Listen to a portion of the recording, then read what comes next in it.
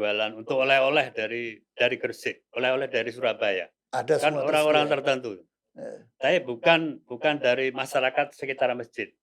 Mungkin untuk Jogokarinya sudah, Iya, untuk Masjid Al-Ikhlas di Jakarta Selatan sudah.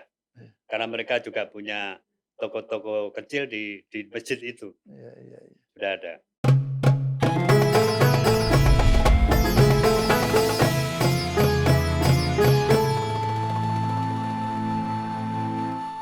Iya, kembali kepada wisata ya, wisata sekarang selama ini wisatawan itu hanya berkunjung ke Istiqlal ya. Ya, Kan mestinya bukan hanya Istiqlal, ada Al-Azhar sebagai ya, pusat pendidikan. ya, Tadi Pak Nasir Zubaidi sudah membagi-bagi, mengklasifikasi, ya, ada masjid di pendidikan, ya, ada masjid di UMKM, ya. ada masjid yang di apa namanya, masa ekonominya, ini ada punya kekhasan. Apakah DMI sudah punya, eee, istilahnya itu ya, petanya ya, peta untuk itu?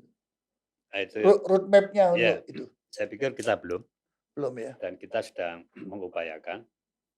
Insya Allah kita nanti tanggal 22 Juni nanti, Ya, milad kita yang ke setengah abad.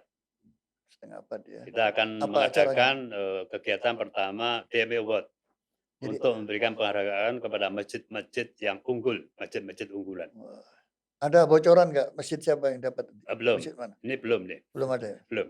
Karena ada masjid tujuan wisata tadi, masjid Iya, yang kaitannya dengan, eee, perhatian terhadap lingkungan hidup, iya. perhatian terhadap ekonomi, Oh ya, ada lalu kategori-kategori ya itu ya? dikategorikan. Kapan itu pelaksananya, Pak Nasir? Nanti pemberiannya tanggal 22 Juni. 20 Kebetulan, pas ulang tahun. pendirian dan masjid itu, miladnya sama dengan, Jakarta.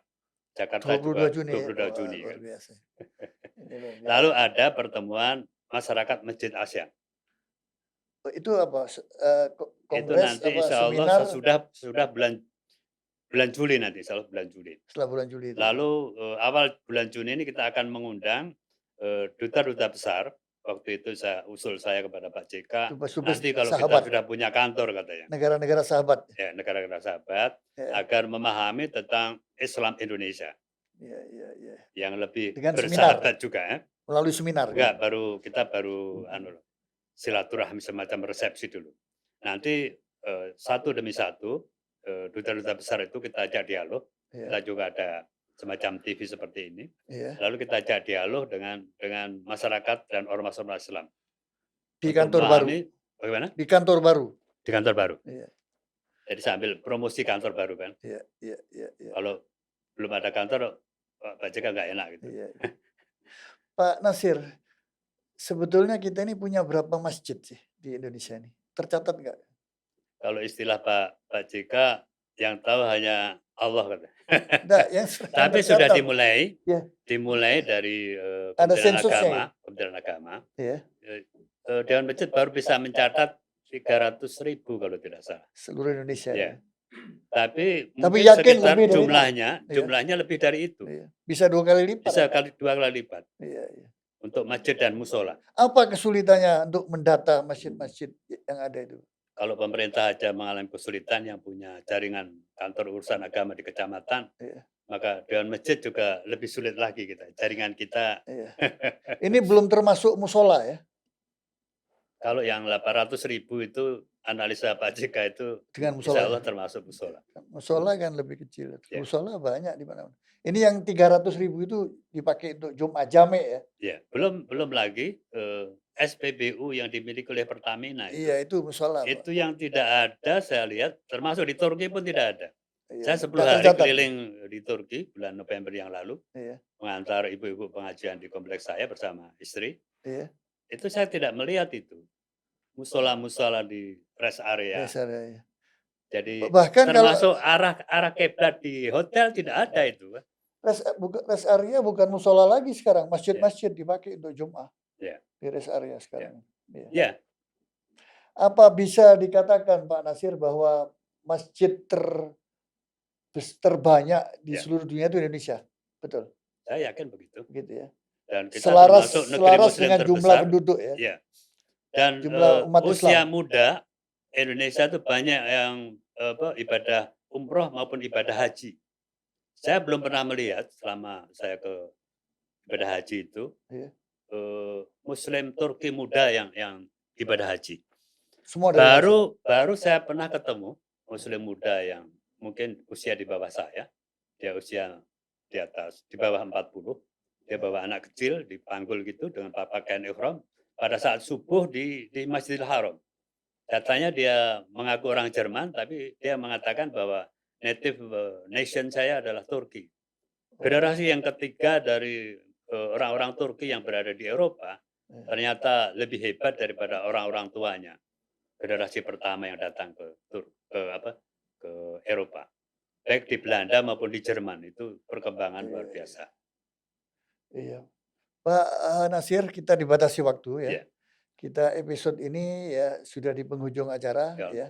Saya mohon Pak Nasir memberikan closing statement ya. Harapannya apa bagi umat Islam Indonesia ini, bagaimana bisa memfungsikan masjid kita itu sebagai basis kita untuk membangun karakter Ya. umat ini, terutama untuk menghadapi Era berikut. 2024 ke depan ini Ya. kita bagaimana bisa punya pemimpin yang berakhlakul karimah. Gimana menurut antum? Silakan. Jadi masjid adalah merupakan pusat pembinaan umat. Dan sebenarnya pesantren itu yang hadir di Indonesia itu lebih dulu masjid. Itu sekitar abad 14. Baru pesantren itu Iya. abad ke-16. Walaupun pernah vakum Iya, pada saat perang Diponegoro abad 18. iya. Tapi muncul lagi abad ke-19, ada pesantren Jamsaren yang punya anak pinak pesantren-pesantren Gontor, Jombang, dan lain-lain di seluruh Wilayah Indonesia. wilayah Indonesia.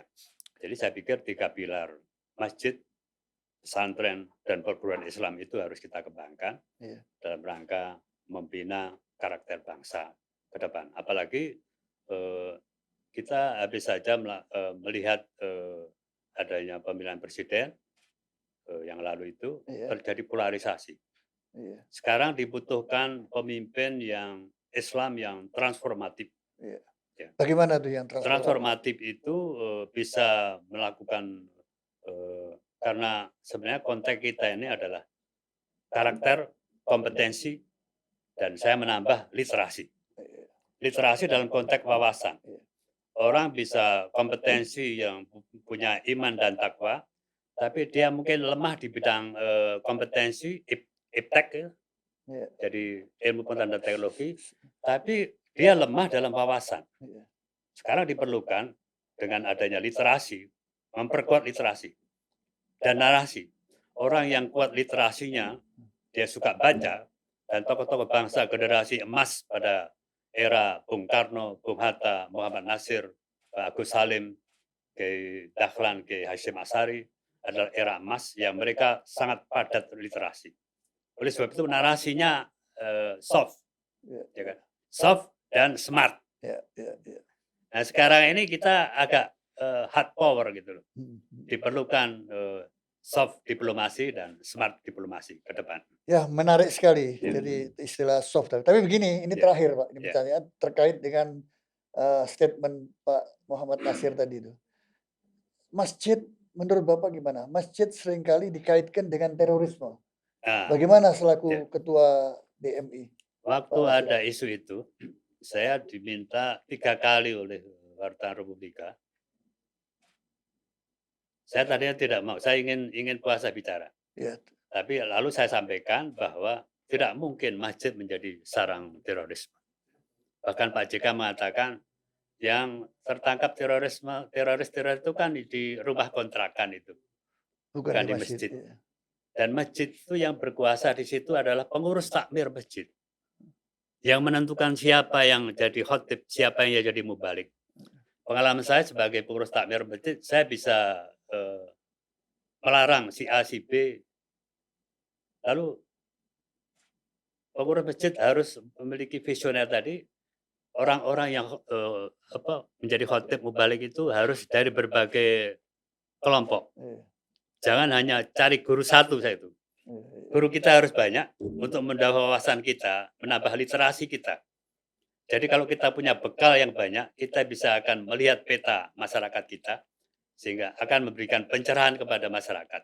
Kalau satu guru kita bisa satu warna saja kan. Iya, iya, iya. Nah, masyarakat kita kan masyarakat beragam, kita akan bisa memberikan pencerahan kepada Katanya mereka. katanya Khalifah Umar bin Abdul Aziz, ciri-ciri orang yang berwawasan sempit itu, yang menjadi kelompok-kelompok eksklusif, Ya. itu tanda-tandanya, ciri-cirinya itu antara lain, dia tidak boleh belajar kepada guru yang lain. Nah itu. Iya. Lalu Harus belajar kepada ada satu guru itu. ada memang ciri-ciri orang yang temperamental, ya kan? Iya. Padahal Rasulullah kita akan mengajarkan kepada kita bahwa yang paling penting dalam pembinaan umat adalah akhlakul karimah. Rahimahul karimah. Innama bu'itsu liutamima Makarimal makarimul akhlak. akhlak. Jadi, terima kasih sekali, Pak. Luar biasa sekali perbincangan kita nih, dibatasi waktu, kita Ya, sampai pada penghujung acara. Saya sampaikan terima kasih banyak kepada alhamdulillah. Ustaz Muhammad Nasir Zubaidi ya, yang sudah memberikan banyak wawasan kepada kita semua. Para pemirsa, saya sampaikan terima kasih atas segala perhatian Anda. Sekali lagi saya ingatkan, jangan lupa like and share, jangan lupa. Dan ini menjadi follower untuk acara kita ngobrol ini. Ikuti terus karena banyak topik-topik dan judul-judul yang lebih menarik terus sampai masa-masa yang akan datang. Terima kasih. Wabillahi taufiq wal hidayah. Wassalamualaikum warahmatullahi wabarakatuh. Waalaikumsalam.